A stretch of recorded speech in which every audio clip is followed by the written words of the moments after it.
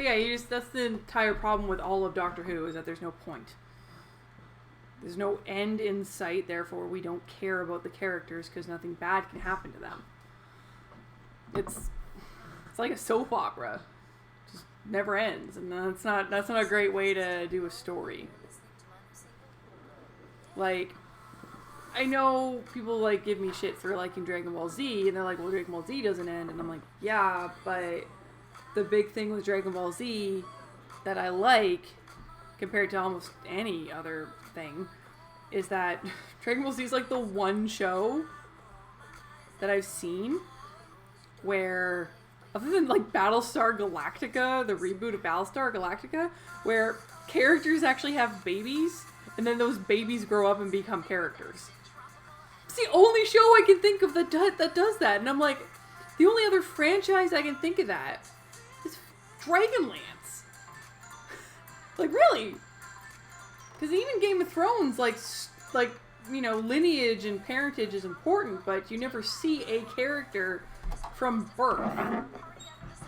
Oh, wait, no, there's another franchise, and I can't believe I missed it, which is, of course, Robin Hobb's Realm of the Elderlings, which is one of my favorite franchises, and I think it's so silly I forgot it, is, you start off with Fit Chivalry Farseer when he's like 6 years old, which is already pretty darn interesting. And then go toward to when he's like 16 or so in the first trilogy, and then it goes off to do Live Ship Traders, which is my favorite trilogy, but doesn't really much to do with Fit Chivalry Farseer. Then we go back to Fit Chivalry Farseer in the third trilogy, the Tawny Man trilogy, and he's 26 now. And no, even older than that, because his son, nephew, person, and no, not because of incest, but I don't want to ruin anything, a person that did not exist in the first trilogy, and we learned about them being conceived at the end of the first trilogy, is now a main character in the third trilogy, so that being, spoilers, Prince Dutiful. So, and Nettle, and a whole bunch of other people. So there's another one that has people that were, we see them before their parents, when they're children, long before they're born, and then, you know, through adolescence, so on and so forth. So that's 3 franchises I can think of that actually have a character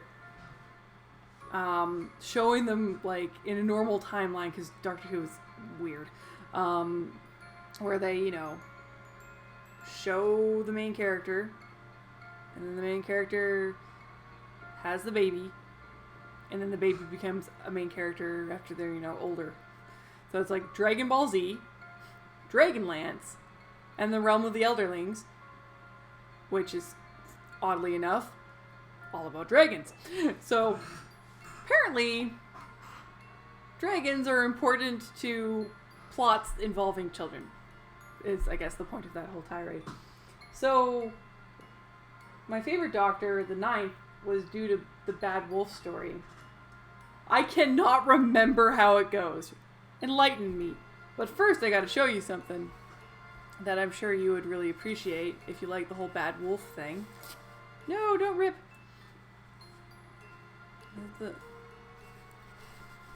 One of these prints actually has Bad Wolf. See? Ah, there it is. Bad Wolf. I don't remember the Bad Wolf story. I just remember it being a thing with, like, timelines and the blonde girl going bonkers at the end and, like, sucking up time energy or something.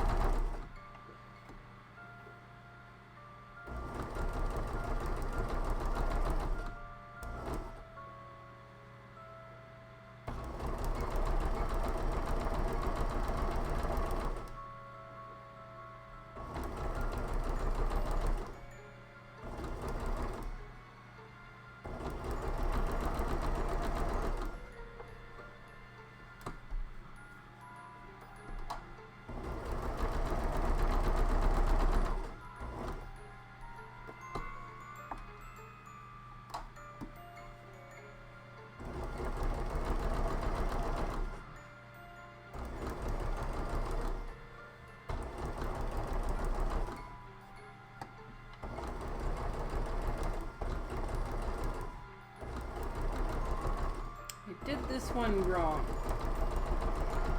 But I think it's okay.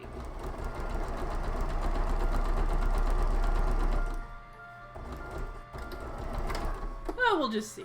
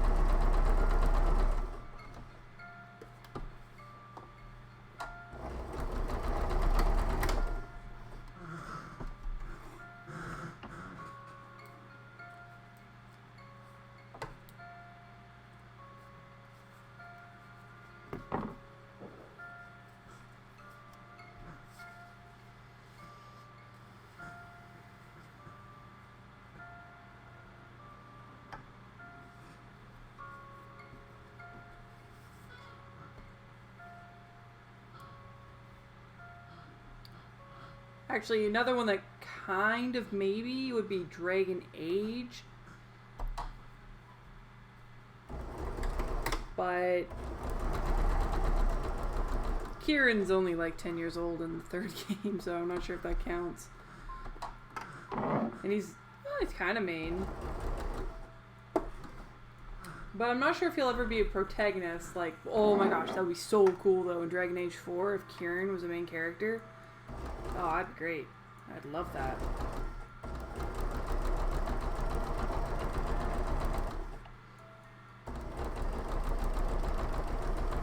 Cool bit of information.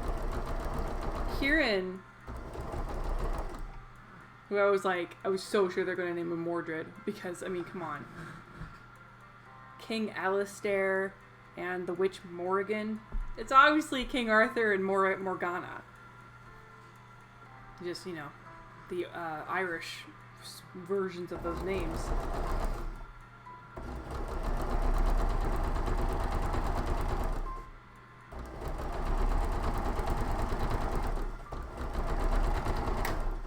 Thank God they're not related in Dragon Age. That'd be gross. That'd be Game of Thrones. Bleh. But what's worse about Game of Thrones and the Arthurian legend is that they don't, like, Jaime and Cersei aren't remorseful about they're not like grossed out or creeped out or anything.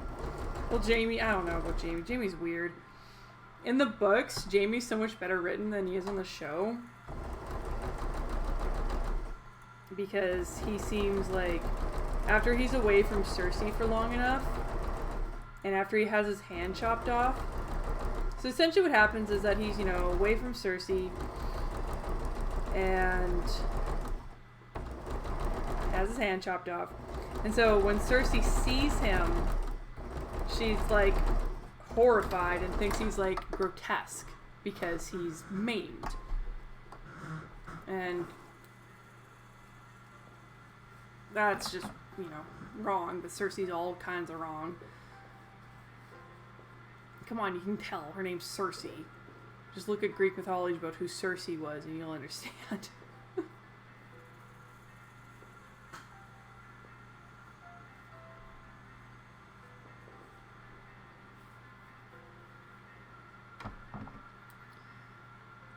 Speaking of Cersei, okay, so Cersei in Greek mythology, at least from my memory, because I haven't read up on Greek mythology too recently, but I loved it as a kid.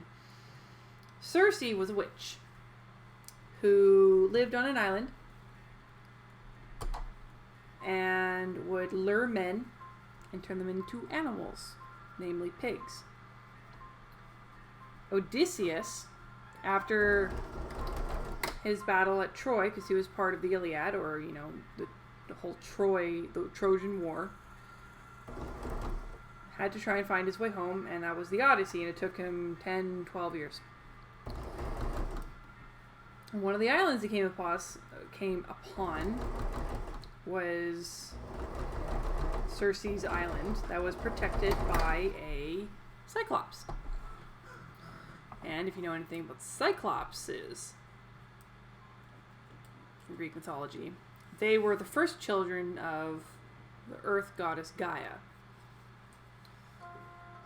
And so they are technically Titans. They're the elder brothers of the proper Titans, being, you know, Kronos and Leda, I think? No, Leda is a different character. Anyways, Zeus's parents.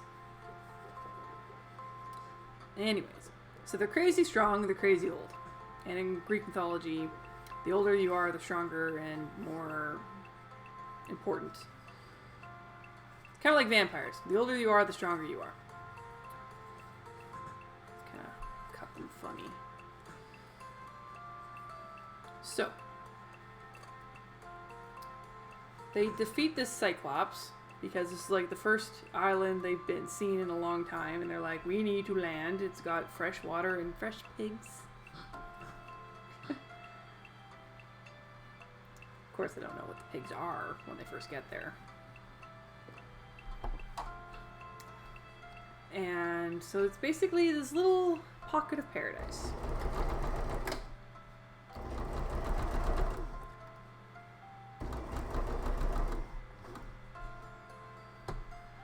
Actually, if old movie from the 50s, Sinbad, The Seventh Voyage of Sinbad, actually encounters a lot of this story. Great old movie.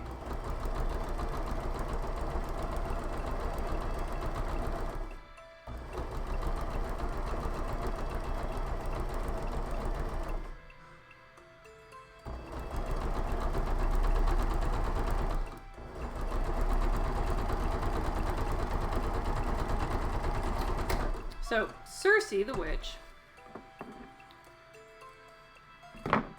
can't remember if she intentionally was on the island or in just having men and sailors, because sailors are always men. Not that they should be, but they were. They were always men. So, whether she captured them because she was trying to find her own way off the island, or if she did that intentionally because she wanted to turn them into pigs or wanted to bang them, probably both. All I remember, and I have to look this up, and now it's kind of bugging me actually, is that she wanted to bang Odysseus because it's Sean Bean, and we all know that Sean Bean is very attractive.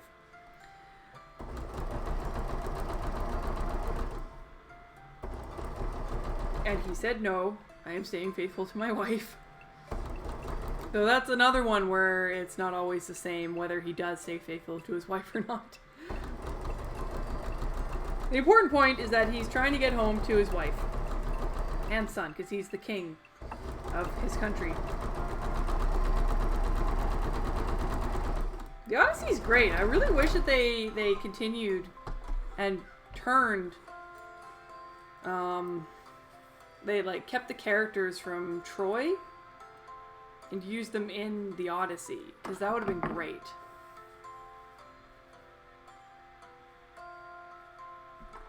I don't really know how to start the story of Bad Wolf. I keep rewriting it.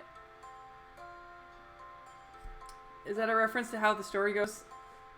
I can't remember, dude. I'm sorry.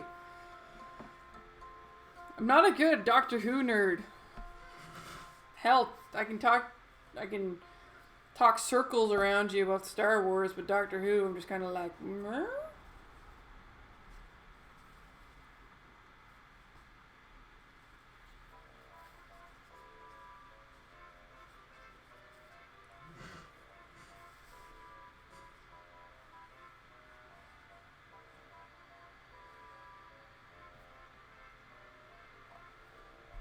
All I know is that the giant head is actually Captain Jack. I remember that much, and I thought that was a cool storyline. See, Doctor Who comes up with cool ideas now and again, but they'd work better in like their own movie.